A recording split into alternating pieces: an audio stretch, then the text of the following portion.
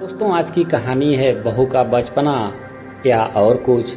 मेरी शादी को लगभग 6 महीने हो चुके थे। अपनी पसंद की शादी करने के लिए मैंने बहुत पापड़ बेले थे। हमारे घर में यह पहली एक ऐसी शादी थी जो घर वालों की मर्जी से नहीं हुई थी। लड़की मैंने खुद पसंद की थी। मुश्किल तो बहुत आई सभी को मनाने में, पर बहुत समय कोशिश करने के बाद माँ बाबा मान गए और फिर बाकी रिश्तेदारों के भी धीरे धीरे उन्होंने मना लिया।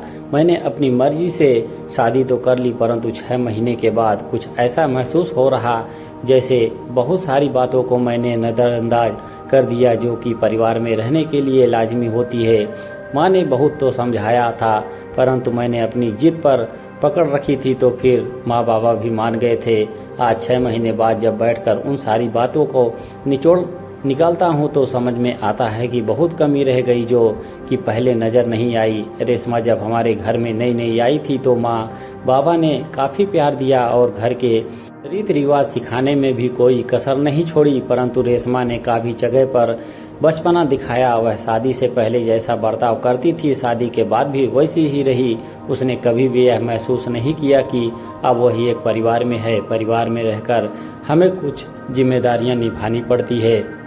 माँ आए दिन मुझे कहती रहती थी कि बेटा, तुम्हारी बहू सजने संवरने पर ज़्यादा ध्यान देती है और घर के काम में उसका योगदान बहुत कम है। वैसे तो पहले भी यह सब काम मैं करती थी, परंतु बहू के आने के बाद थोड़ा बहुत आराम तो मिलना ही चाहिए।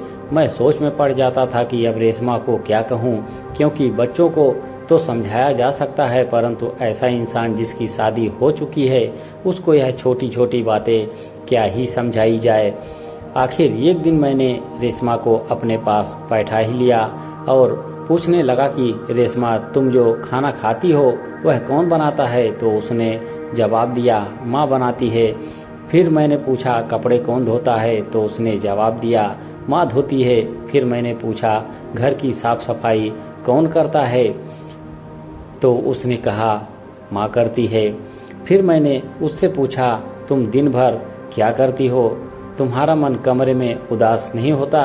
तो उसने जवाब दिया, मैं आपके दफ्तर जाने के बाद अपना कमरा ठीक करती हूँ और फिर नहाकर तैयार हो जाती हूँ। फिर माँ जी के नाश्ते के लिए आवाज़ देती है और मैं नाश्ता करके फिर अपने कमरे में आ जाती हूँ और इसके बाद कुछ देर टेलीविज़न देख लेती हूँ या फिर इंटरनेट पर कुछ शो देख लेती हूँ जब तक शाम हो जाती है और आप आ जाते हैं। फिर मैंने रेशमा से कहा, यदि हम माँ बाबा से अलग रहें तो कैसा होगा? तो उसने कहा, यह तो अच्छा ही होगा, कम से कम मैं खुलकर जी तो पाऊंगी। मैंने रेशमा से कहा, तो अब भी तुम्हारे जीवन में क्या दिक्कत है? तो उसने कहा, मुझसे मिलने मेरी सहेलियां नहीं आ सकती, उन्हें मेरी सास से डर लगता है और मुझे भी कहीं जाना हो तो बहुत बार पूछना पड़ता है, बहुत बंधन सा लगता है। फिर मैंने उससे पूछा कि जब हम अलग रहेंगे तो फिर माँ तो वहाँ नहीं होगी, तो तुम खाना कैसे खाओगी? तुम्हें खाना कौन बना कर देगा? तो उसने कहा, हम नौकर रख लेंगे। फिर मैंने उससे कहा कि क्या तुम मेरे घर को अपना घर नहीं समझती हो? उसने कहा, क्यों नहीं समझती? जब आप मेरे हो तो आपका सब कुछ मेरा है। तो फिर मैंने कहा कि जब घर तुम्हारा है तो तुमसे अधिक उसका ध्यान और कौन रख सकता है? क्या तुम मुझे भी किसी और को सौंप सकती हो, जैसे तुमने वह घर नौकरों के हवाले सौंपने की बात की? तो उसने कहा, बिल्कुल नहीं, यह तो बहुत गलत बात हो जाएगी। फिर मैंने कहा, ऐसे ही मेहनत करके जो घर हमने बनाया है और मेहनत करके जो अनाज हम घर में ला रहे हैं उसे पकाने में या उस घर की देखभाल करने में तुम अपना योगदान नहीं दे रही है, मतलब तुम सिर्फ खुद से ही प्यार करती हो और मुझे नहीं। तब लगा कि शायद रेशमा के दिमाग में बातें समझ में आई, क्योंकि उसकी आंखें थोड़ी सी नम हो गई थी। वह बुरी लड़की नहीं थी, बस थोड़ा बचपना था और बिन माँ बाप की बच्ची थी, इसीलिए घरेलू लोगों के साथ कैसे रहा जाता है वह नहीं जानती थी। मैंने उसे समझाया कि माँ पहले भी घर का सारा काम करती थी, क्योंकि वह इस घर को अपना समझती थी। तो यदि तुम भी उसके साथ मिलकर काम कर लिया करो तो कुछ समय माँ भी आराम कर लेगी। मिलजुल कर काम करने से काम जल्दी ख़त्म हो जाता है। काम किसी बाहर के लोगों का नहीं है, वह तो हमारे अपने घर का ही है। और वह ज़रूरत होगी हम घर के नौकर भी रख लेंगे जो तुम लोगों की मदद कर दिया करेगा।